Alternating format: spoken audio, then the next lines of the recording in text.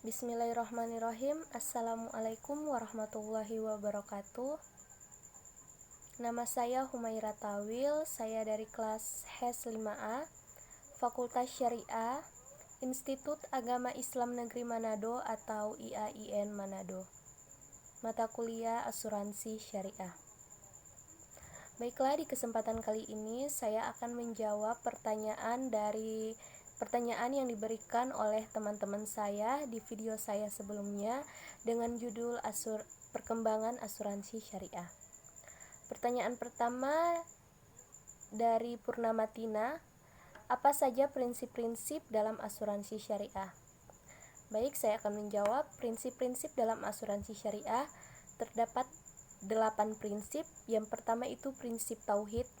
Prinsip tauhid ini merupakan dasar utama dari setiap bentuk yang ada dalam kegiatan berasuransi. Yang harus diperhatikan adalah bagaimana seharusnya menciptakan suasana dan kondisi muamalah yang terbangun oleh nilai-nilai ketuhanan. Prinsip kedua yaitu prinsip keadilan. Dalam kegiatan berasuransi harus terpenuhinya nilai-nilai keadilan. Maksudnya adalah keseimbangan posisi antara peserta dan perusahaan asuransi, di mana tidak ada di antara salah satunya memiliki posisi yang lebih tinggi dalam melakukan perjanjian asuransi. Yang ketiga, menghindari kezaliman. Karena berbuat zalim bukan hanya akan memberikan kerugian di dunia, di akhirat nanti juga akan menjadi pertanggungjawaban atas perbuatan tersebut. Yang keempat, tolong-menolong. Saling tolong-menolong, bantu-membantu di antara peserta asuransi syariah, memperingan penderitaan, memenuhi berbagai kebutuhan dalam mengatasi kesulitan yang dialami karena musibah yang didapat. Yang kelima, kerjasama. Kerjasama dalam bisnis asuransi dapat berwujud dalam akad yang dijadikan acuan antara kedua belah pihak yang terlibat dalam perjanjian asuransi. Yang keenam, amanah. Prinsip amanah dalam perusahaan dapat terwujud dalam transparansi pengelolaan dana dan pertanggungjawaban perusahaan melalui penyajian laporan keuangan tiap periode. Yang ketujuh, kerelaan. Prinsip ini sangat penting karena dalam asuransi syariah ini bersifat tolong-menolong. Jadi para peserta harus rela membayarkan preminya yang dikelola sebagai dana sosial untuk membantu anggota lain yang mendapat kemalangan atau musibah. Yang kedelapan yaitu larangan horor atau ketidakpastian dan maisir atau judi dan riba. Pertanyaan kedua dari Wiranto. Menurut pendapat Anda, apakah asuransi syariah di Indonesia pada saat ini sudah berkembang? Menurut saya, sudah berkembang, akan tetapi masih banyak kendala yang harus dihadapi, terutama terkait dengan regulasi, pengetahuan sumber daya manusia akan sistem syariah, terutama asuransi syariah. Saat ini regulasi yang digunakan untuk kegiatan asuransi syariah hanya sebatas peraturan Menteri Keuangan. Itu pun tidak ada aturan yang khusus mengatur kegiatan asuransi syariah. Pertanyaan ketiga dari Dwi Ayu. Sebagai mahasiswa, apakah ada niatan dari diri Anda setelah lulus kuliah lalu bekerja di perusahaan asuransi syariah? Mungkin untuk saat ini niatan itu belum ada. Niatan untuk bekerja di perusahaan asuransi itu belum ada. Karena yang saya tahu keahlian saya bukan di bagian tersebut, tapi mungkin jika ada tawaran-tawaran ketika saya sudah lulus, mungkin saya bisa mempertimbangkan. Pertanyaan keempat dari Zidan Ismail. Bagaimana sejarah asuransi syariah di Indonesia sehingga bisa berkembang sampai sekarang?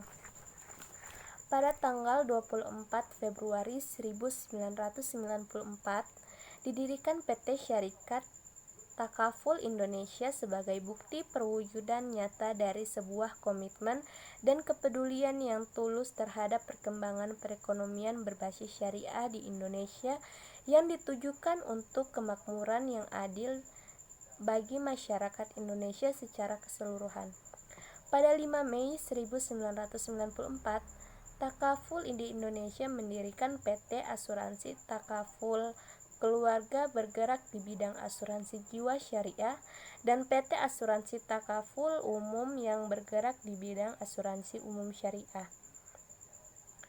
Kiprah Takaful Indonesia dalam perekonomian bangsa melalui asuransi berbasis syariah telah menarik minat investor dalam dan luar negeri pada tahun 1997. Syarikat Takaful Malaysia (BHD) menempatkan modalnya di perusahaan untuk menjadi salah satu pemegang saham. SNMB kemudian meningkatkan jumlah penyertaan modalnya mencapai jumlah yang sangat signifikan pada tahun 2004. Jadi setiap tahunnya asuransi syariah itu selalu berkembang.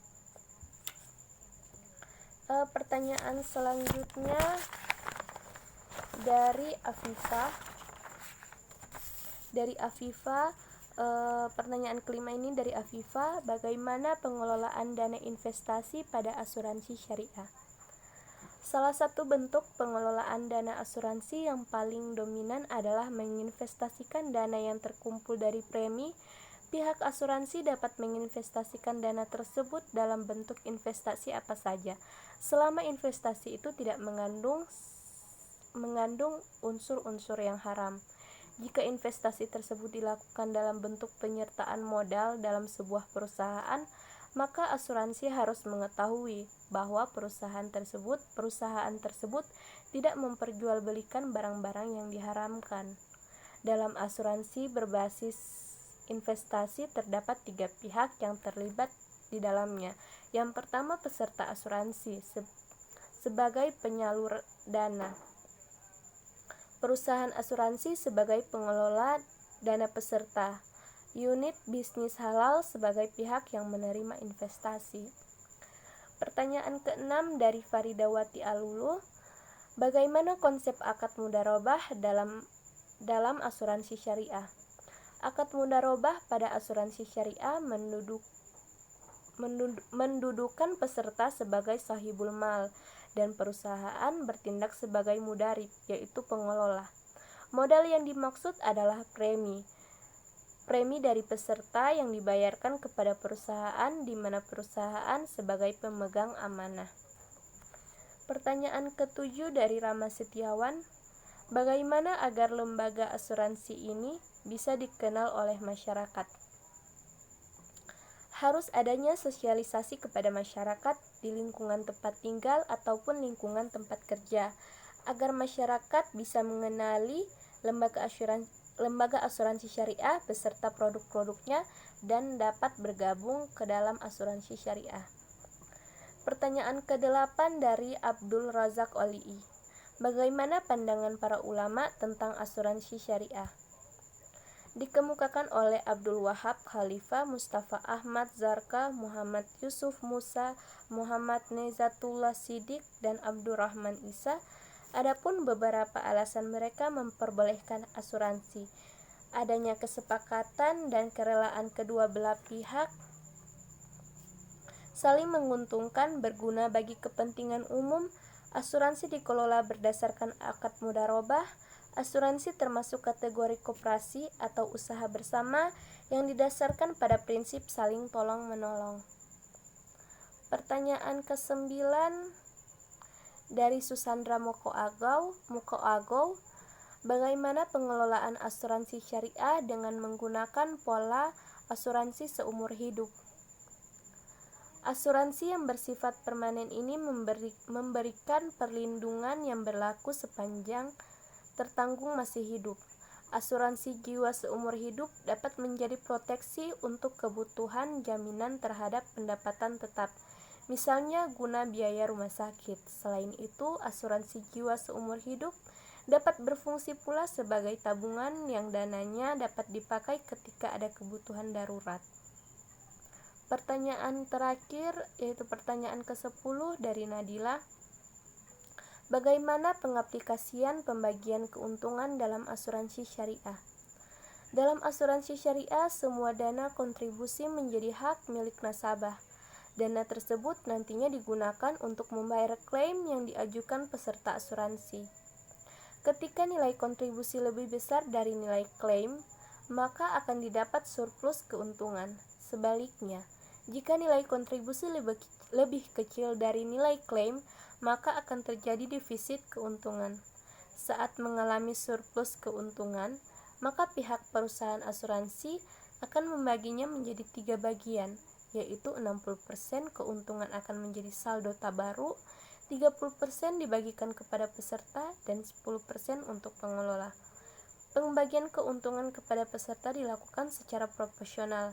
Semakin besar kontribusi yang dibayarkan, maka keuntungan yang didapat akan semakin besar dan tidak ada dana yang hangus. Sekian jawaban-jawaban yang bisa saya jawab dari pertanyaan yang diberikan oleh teman-teman saya. Lebih dan kurangnya saya mohon maaf. Wassalamualaikum warahmatullahi wabarakatuh.